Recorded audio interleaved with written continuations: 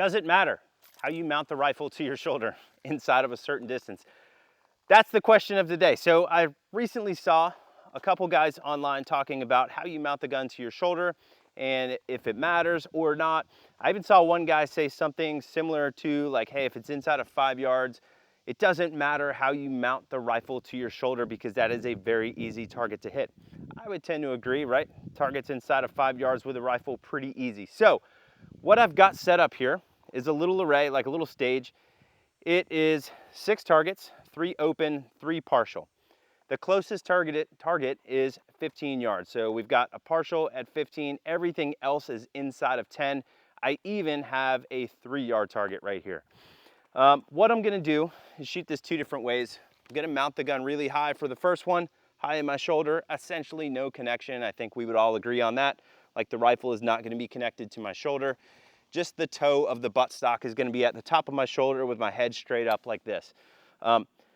And the next time that I shoot it, I'm gonna sink the stock nice and low in my shoulder like I normally do, get a nice firm connection back, and lift my shoulder up like I'm shrugging it up to get the connection, and then shoot the stage again like that.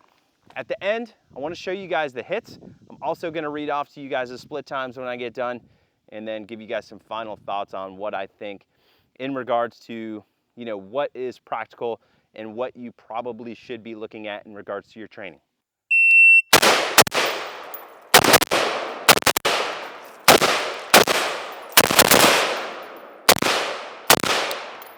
All right. The gun bounced around quite a bit there. So that was an 820, like bounced around enough to have a bump fire there on that target. So let's read off the splits, then I'll show you guys the hits.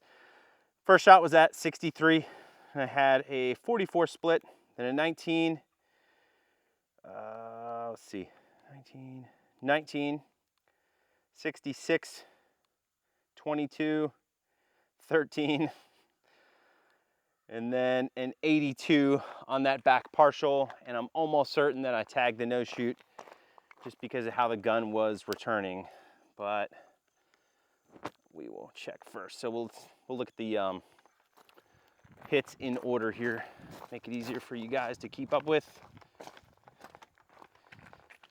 Okay, first one, we had a couple pasters fall off, but no worries because those are all alpha. Second target, again, this one is very, very close. Had a paster fall off, but alpha, two alphas. And we transition to this one.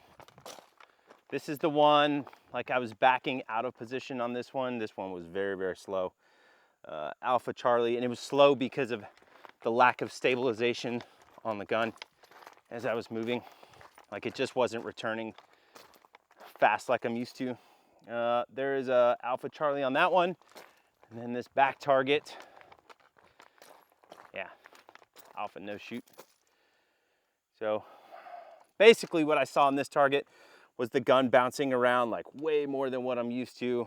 And it basically returned lower than what I wanted it to. All right, now we're gonna go ahead and shoot it again, but with the type of mount that I typically use. Now, what I try to think about when I mount the gun, mount the rifle to my shoulder, is put the stock more or less an inch to an inch and a half below the top of my shoulder, kind of like right there. This support side elbow is going to hang. This gives me pressure back into my shoulder without me having to put a bunch of like physical effort to pull the gun back into my shoulder.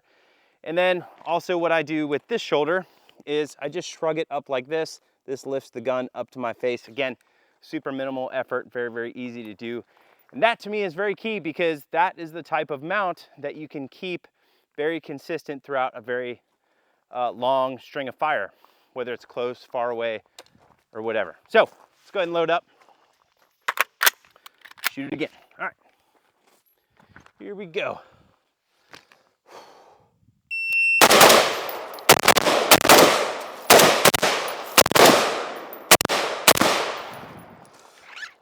All right, that was a 597.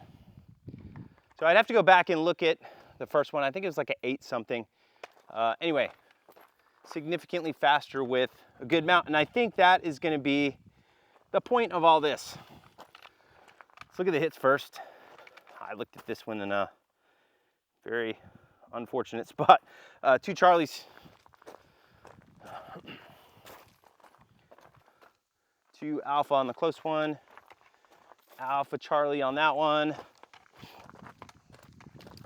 First one, we got 2 Alpha. One of the pasters must have fell off because there's 3 on there, but 2 Alpha on this one, the one I back out of, and 2 Alpha on that one. Let's go ahead and read off some of the splits here. Again, that was a 597 for 12 shots, 3 opens, 3 partials. So the first shot was a 52 and I had an 18 split. And we had a 19 and an 18, 35, 19, and then a 56 on the 15-yard partial. So, moral of the story here. You saw me get relatively the same type of accuracy, close to the same type of accuracy, mounting the gun 2 different ways.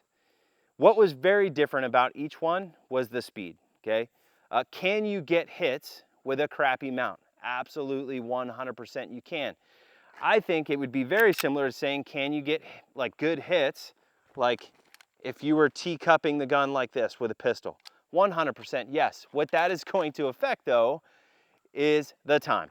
And that's what we saw there on that video. So each run, I tried to shoot my sights, meaning like I'm only pulling the trigger if my sight is there telling me that it's okay to pull the trigger. And what you saw on that first run was a significantly slower run because, you know, mounting the gun really high in your shoulder like this, not getting any sort of connection, is not doing you any favors in regards to how the gun is returning, meaning the gun was not returning predictably. It was not returning, you know, fast at all. It was like kind of bouncing all over the place. And what I felt was me trying to essentially like steer the gun with my support hand where I wanted it to come back down to. And that's when you saw me like really start to slow down. I barely shot predictably at all. Everything was pretty much shot reactively because of how the gun was behaving or because of how the lack of a mount was facilitating the gun behaving, meaning like it just wasn't behaving predictably at all. So I couldn't pull the trigger any faster than what I did on that first one. So there's a lot of talk online about this stuff, and I think people get pretty emotional about it. Man, I am 100% sure I don't care how you mount the gun. Just like fully understand that if you dig doing something like this where you don't have any sort of mount and you just kind of let the gun, you know, flop around because there's no mount, there's no connection behind the stock, just fully understand like that is going to slow you down more than just tenths. That is going to slow you down like a whole hell of a lot. Over a course of, you know, 6 targets, that slowed me down a total of 3 seconds. Like that to me, like in the world that I live in, is just completely unacceptable. And if I see that type of time difference, that's when I just like take techniques, throw them in the trash for the one that is giving me not only the better time, but a way easier time at shooting better hits. So just my thoughts on that. Personally, I would go about mounting the gun, getting a full connection in your shoulder rather than leaving the stock really high like this. That high mount is not going to give you any sort of predictability or consistency. That's my thoughts. I'm sure you guys have others because people get very emotional about this. If you guys have any thoughts, comments, questions, concerns, please drop them in the comment box below. I would be happy to discuss it with you.